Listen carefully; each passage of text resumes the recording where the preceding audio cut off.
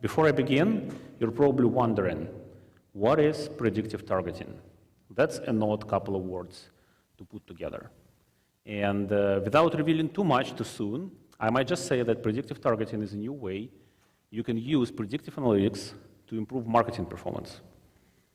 That didn't clear it too well, but in about 20 minutes, I promise, you will understand it better. You will be equipped to decide if it's for you and where to get started. So, a couple of words why you probably should be listening to me. First of all, I'm a former banker. I did a lot of strategy work for banks, working in a big bank, consulting for big banks, and there are two main questions that always came up while working on a strategy for virtually any bank, retail, commercial, corporate investment bank. So question number one is, how do we scale new customer acquisition and increase sales? And digital channels came up more than once. You know, obviously, the world is going digital. We should scale using digital. But then some clever finance guy calculates the customer acquisition cost, calculates the unit economics of your financial products, and essentially the second question arises. How do we make sure that while scaling sales and customer acquisition in digital channels, we continue to make rather than lose money? Do these sound familiar to you?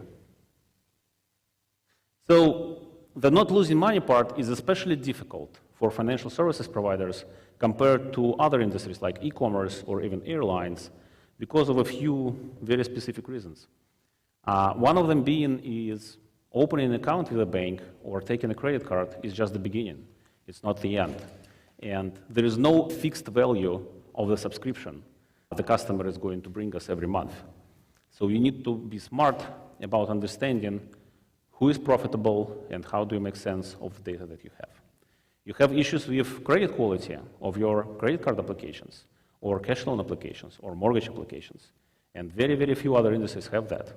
So the path is long and winding.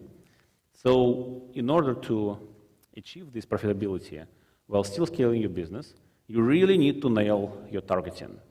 And by targeting, I don't mean just understanding your audience or understanding segmentation. I mean delivering the right message to the right people at the right time. And I think that's exactly what a lot of marketers are getting wrong these days, is they kind of equate targeting with audience segmentation.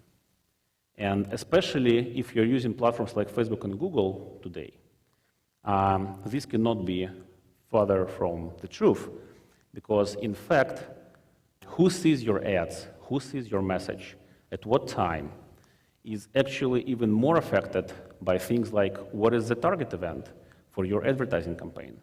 What is the bidding strategy you are using? Is this a target CPA campaign to generate more leads? Is this an awareness campaign to generate more website visits? Or is it a video campaign to generate videos and grow brand awareness and stuff like that? And also, a lot of people, don't think about is the message is actually also a factor that determines which audience engages with you and becomes a customer and which doesn't. So when it comes to managing modern advertising campaigns with sophisticated tools like Facebook and Google, would you rather be a micromanager or a performance coach? Being a micromanager sometimes works, especially if you need to put out fire fast.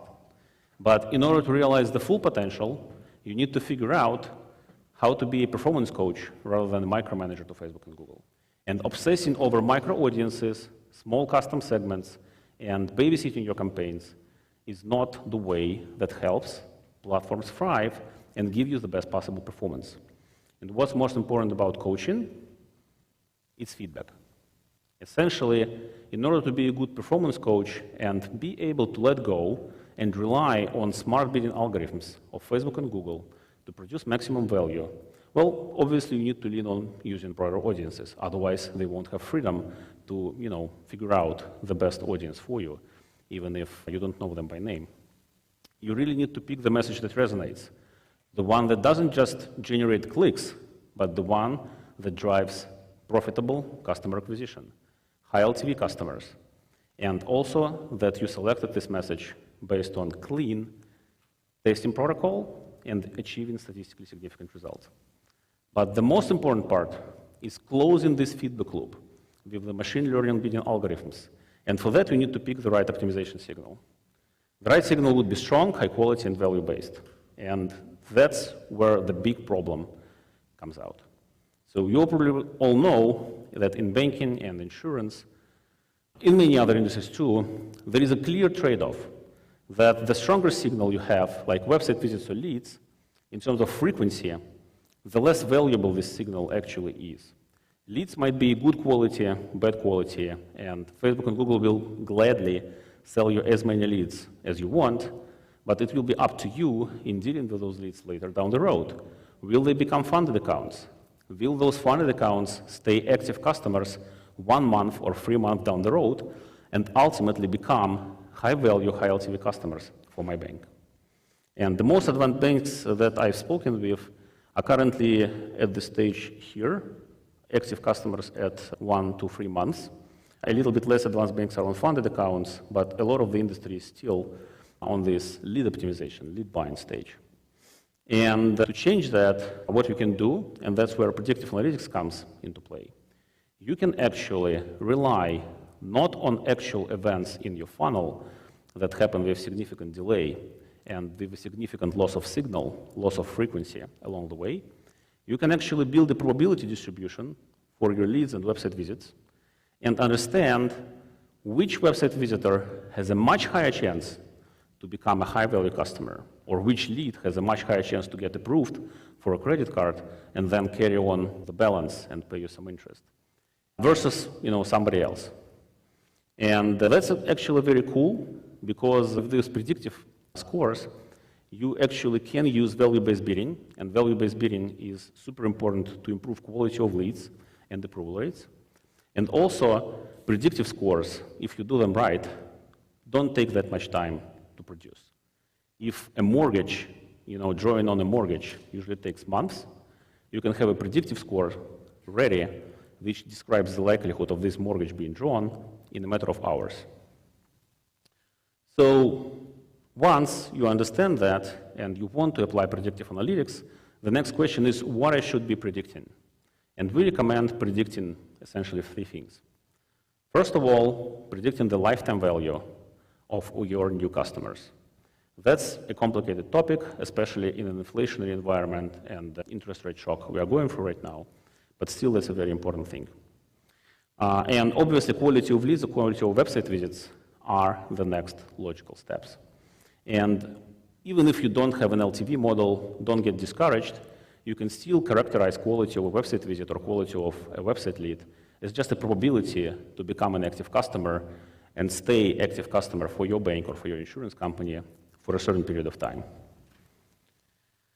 How to do that, especially with all those privacy regulations that are getting more and more complicated and inhibit our ability to know specific things about our potential customers and our current customers? Well, you have to consider using behavioral features. So really digging deep into how customers engage with your bank or your insurance company, with your website, with your mobile app, and essentially try to understand what kind of behavioral patterns characterize people who have a high chance to become very good, very profitable customers for you, versus, window shoppers and the people who are just here by accident, or who are here just to take this promotional offer, $300 offer to open a checking account that's currently common on the market. Once they got it, they satisfied all the criteria, they're gone. They were never a customer in that sense. And in our experience, if you do this in the right way and really don't settle for merely Google Analytics or Adobe Analytics data to do those behavioral models, you can actually achieve very impressive results. So this is just for one of our customers. We were able to concentrate 85% of future sales and future revenue in just 10% of their website visitors. And we managed to do that in a matter of 2 hours since the website visit. So how to use these predictive insights once you have them? So now you're at a point that you have an actionable predictions, you have a model that differentiates by quality your leads or your website visitors, what to do with it, how to actually scale profitable customer acquisition with this data.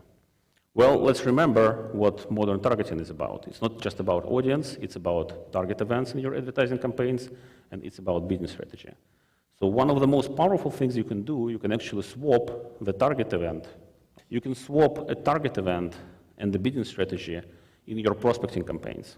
Instead of optimizing for leads, or instead of optimizing for funded accounts, regardless of their value, those binary events, zeros or ones, you can now optimize for predictions, for probability to become active customer, high-value customer, or even in businesses like credit cards or cash loans, the size of the line, the amount of commissions these people are going to pay you. And immediately, you have a tool to make Facebook and Google work harder for you. Because now you are not just satisfied by getting leads, you're actually trying and pushing them and setting a specific KPI and paying them on the business result that matters to you.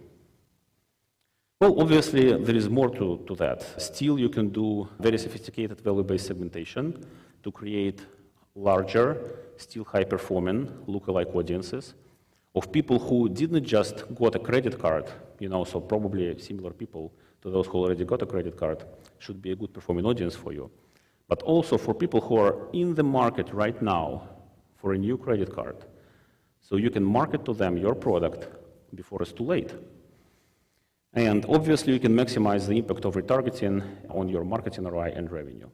There's actually a lot of other very useful use cases for marketing analytics. I probably don't have enough time to describe all of them, but making this shift from working with just actual events that are rare, so the signal is very low, and achieving statistical significance is very difficult and expensive, by making this mindset shift and relying on machine learning to predict the future, you can actually achieve much better performance and much higher statistical significance much faster, spending much less. So these are just some results that we have been able to achieve with our customers in the banking sector across the world. We have 7 right now. So on average, we see when we switch the target event from an actual funded account or a lead to a predictive event, we on average see about 50% increase in approval rates, especially if it's low, like 8%, let's say. One of our customers has an 8% rate of approval for credit card applications that come their way for digital channels. They managed to increase it up to 12%, so by 1.5x. The average increase in approved credit limit is also pretty significant, about 20%. 25 to 45% reduction in customer acquisition cost, about 40 to 50% increase in sales, double or even triple return on advertising spend or return on marketing investment, however you call it. And the thing that is very important for operational efficiency and for the call center efficiency and for customer service, the conversion rate. The lead to customer conversion rate usually doubles at least when you do something like this. So to sum up and leave some time for questions, things I would like you to remember and hopefully find useful from my today's talk. Targeting is not just audience. Target event and bidding strategy you're using for your advertising campaigns affect who sees your ads at what time, is it the right time for them, much more than the mere audience.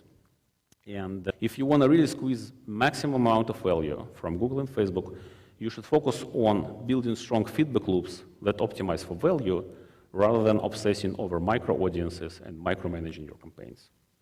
And predicting probability to buy and lifetime value for your leads and website visits boosts optimization signal, gives you more data, allows you to do smarter and cooler things a lot faster. And since you can achieve most of this by using just your first-party data, specifically website and in-app behavior, you actually can make those predictions in a privacy-friendly way. So you can stop obsessing about marketing cookies going away, the inability to do cross-site tracking. You actually can, by just looking at the behavior of a person, to see and have an educated guess about the probability of the future outcome. That's it for today. Thank you for your attention. In case you're wondering, there are like a couple of words about what we do at Tommy.ai, but time for questions now. Yes, Thank you for your attention. Thank you, Dmitry. Do we have any questions in the room here for Dmitry to be aware of? Okay, if we get a mic over here to the left, thank you.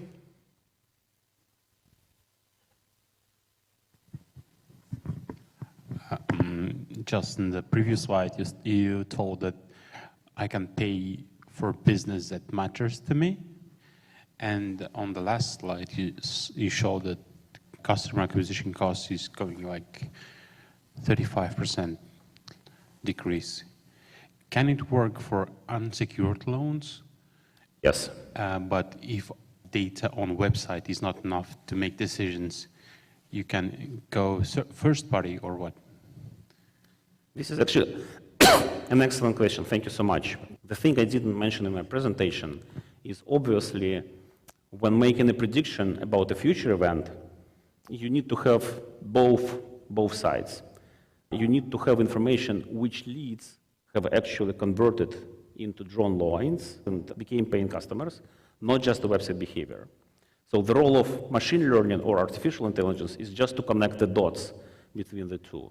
You know, what kind of website and in-app behavior tends to lead to, let's say, issued loans or activated credit cards with a much higher probability. So you need to collect actually CRM data and website behavioral data and connect them with machine learning in order to achieve those results and do this probabilistic modeling. So thank you for this question. Is that good? Is that helpful? Okay. Any other questions we have in the live audience? Do we have any questions virtually that we can cast up on the screen? I think the lady at the back, yeah. Okay, yeah, thank you. Hey, you mentioned the feedback loop with Facebook and LTV. We're struggling a lot, but we've tried to implement Conversions API. With the LTV, though, I think that doesn't work in Conversions API. Are you using offline APIs for the feedback loop? The short answer is yes. And you see with conversion APIs, you can actually send whatever event you want. Most marketers send events and signals related to different funnel stages. Okay, this lead just became qualified. Let's say it was an application for a credit card that was approved. Okay, this credit card was activated. No transactions yet, but they logged into their mobile bank. They just, generated the PIN and stuff like that. So you can actually, as it happens, communicate this to Google, not that much to Facebook because of the shorter attribution window, but for Google, you obviously can do that. Just texting. So instead of communicating those actual changes in the life cycle stages of the customer, what we do, we substitute those for predictions.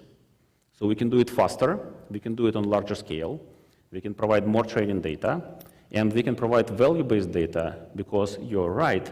If it's just a funded account, and if it's just, first $500 that came in, it doesn't mean it's going to stay $500, right?